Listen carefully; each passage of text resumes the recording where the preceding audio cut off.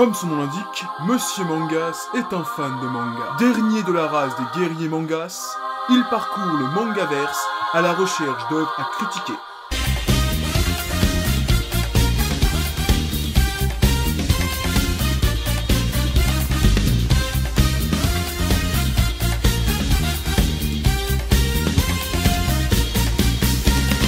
Bonjour tout le monde, aujourd'hui pas le temps de niaiser, pas le temps de faire de conneries, parce qu'aujourd'hui on parle de Rakai Blues.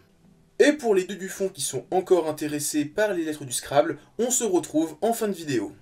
Rakai Blues est un manga écrit et dessiné par Masanori Morita. Publié de 1988 à 1997 dans le Weekly Shonen Jump de Shueisha. En France, c'est Jilu qui va éditer le manga de 2002 à 2005. Résumé. Question bagarre, il assure. Mais pour ce qui est d'avoir des bonnes notes, tel est Taisen Maeda, en première année au lycée Teiken. Son rêve, devenir champion du monde de boxe. Alors quand la tension monte, il est toujours au rendez-vous. Rakai Blues est comme beaucoup de mangas de Furio, un manga qui parle en premier lieu de jeunes voyous qui vont se bastonner contre d'autres jeunes voyous. C'est le constat qu'on fait aux premiers abords de ce genre de titre.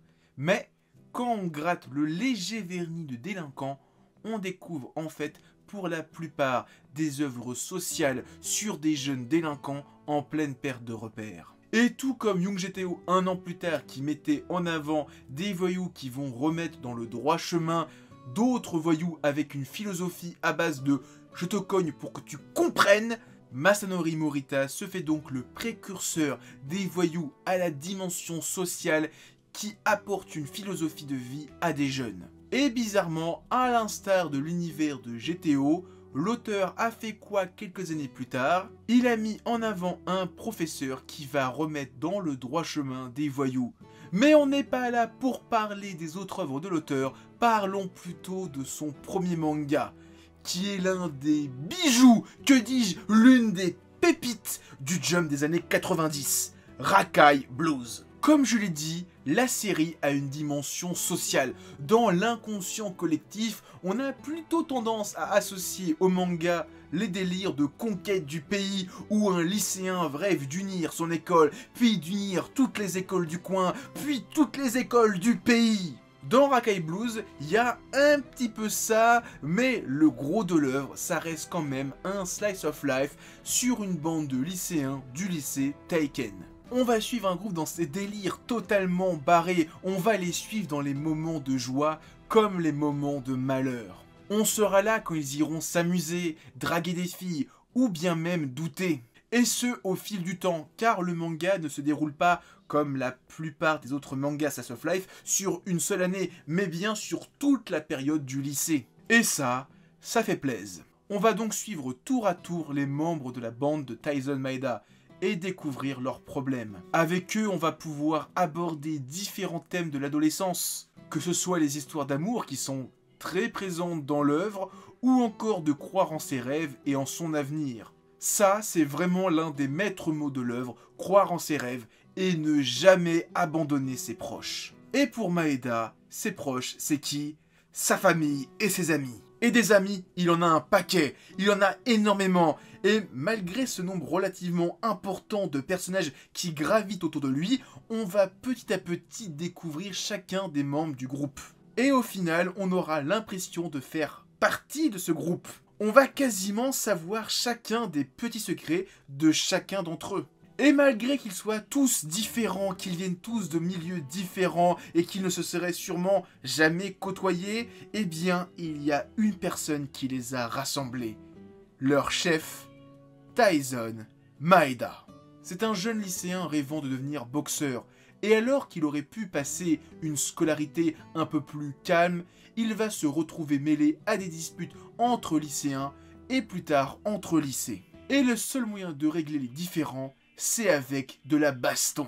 Et c'est pas juste de la baston pour nous faire plaisir, pour nous galvaniser, pour voir deux chiens de la casse s'entretuer juste pour le plaisir des yeux. Non, ici il y a un véritable propos et une véritable évolution des personnages pendant et après les bagarres. Maeda, en frappant et en cognant ses adversaires, il va découvrir ce qu'ils cachent réellement et réussir à les faire changer de comportement, à transformer le plus mauvais des délinquants en quelqu'un de plus acceptable. Alors oui, c'est sûr qu'après, ils en sortiront avec des côtes fêlées, des contusions, des bleus et des yeux pochés. Mais c'est pour leur bien et pour devenir plus forts et plus grands.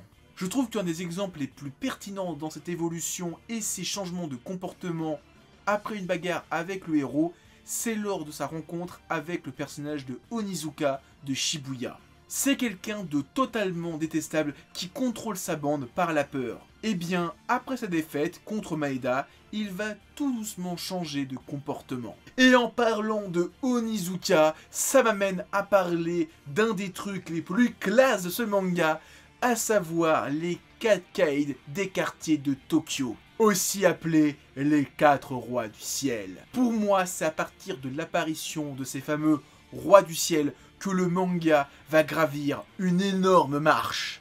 Le manga, pendant les 15 premiers tomes, il est super. On voit Maeda vivre sa vie de lycéen, côtoyer ses potes, ses copines, etc. etc. Mais dès qu'arrivent les rois du ciel, le manga passe dans une autre dimension, un autre niveau du Furio. Que ce soit en termes de combat, de personnages, de thématiques, très clairement, c'est avec l'introduction de ces personnages et de leurs arcs respectifs que pour moi, Rakai Blues est passé d'un bon manga à un excellent manga. Niveau dessin, au début, j'avoue, ça fait un petit peu peur. Car l'auteur a opté pour un style très réaliste, avec un trait un peu plus gras et très assuré. Ça fait très bizarre au départ de découvrir ce style où les personnages sont extrêmement ombrés. Mais petit à petit, l'auteur va affiner son trait, le rendre beaucoup plus fin et beaucoup plus lisse pour donner des pages qui sont totalement incroyables. De plus, son style réaliste se marie très bien avec son manga qui se veut réaliste. Que ce soit au niveau des décors comme de l'apparence physique des personnages, tout est super bien foutu. Et là, je tiens à souligner le travail sur les corps et les muscles qui est tout bonnement hallucinant. Comme je le disais plus tôt avec la bagarre, après chaque combat, quand tu vois le personnage avec le visage tuméfié, tu sens qu'il en a pris plein la gueule. Et même pendant la baston, tu sens qu'ils s'en foutent plein la gueule. Tu sens que les mecs, ils cognent pour faire mal,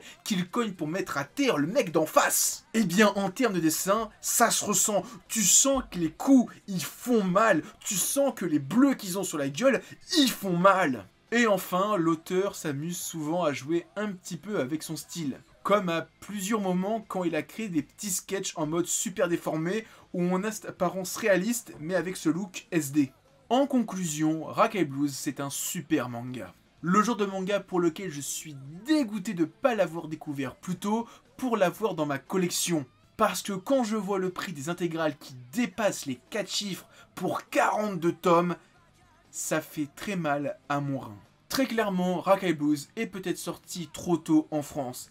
Mais aujourd'hui, je vois difficilement comment le manga pourrait percer, car il est peut-être un petit peu trop old school dans son univers. Enfin, je dis ça, je sais plus ou moins comment il pourrait percer. Si ce manga avait, comme pour Jojo Bizarre Aventure, droit à une réelle adaptation animée, et là, je parle d'un animé qualitatif, pas un truc dégueulasse. Non, je parle d'une série qualitative où tu sens que les mecs, ils ont fait ça pour le plaisir, car ils kiffent la série et qui voudraient le montrer au plus grand nombre. Je suis sûr que si une série comme ça arrivait, eh bien l'année prochaine à la Japan Expo ou dans n'importe quel festival de France, on aurait 14 000 otaku cosplayés en Furio. Je pense même que si le manga avait eu le droit à une adaptation animée dans les années 90, il serait ultra populaire. Car Rakai Blues, c'est ni plus ni moins que GTO avant GTO. C'est même Young GTO avant Young GTO. Tous ceux qui kiffent les œuvres de Toru Fujisawa, vont retrouver ce kiff dans ce manga. Donc, si vous aimez GTO, allez jeter un œil du côté de ce manga. Je suis sûr et certain que vous allez l'adorer. Et moi, j'espère vraiment que ce manga aura le droit à une seconde vie en France. Et moi, pendant ce temps, je vais continuer à zioter un petit peu sur les sites si je trouve pas une offre pas trop chère pour l'intégrale. Ah, encore une critique qui se déroule sans accroc. J'adore les critiques qui se déroulent sans accroc.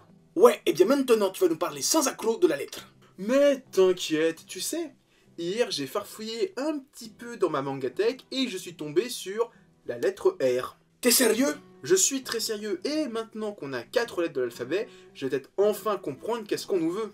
Ouais, t'as les lettres A, K, I, R. Tu connais quelqu'un qui s'appelle comme ça? Oh mon Dieu, tu peux répéter juste pour être sûr? Ouais, je répète, mais c'est la dernière fois. A, K, I, R. Je reviens. Elle se tire. Non mais là c'est sérieux?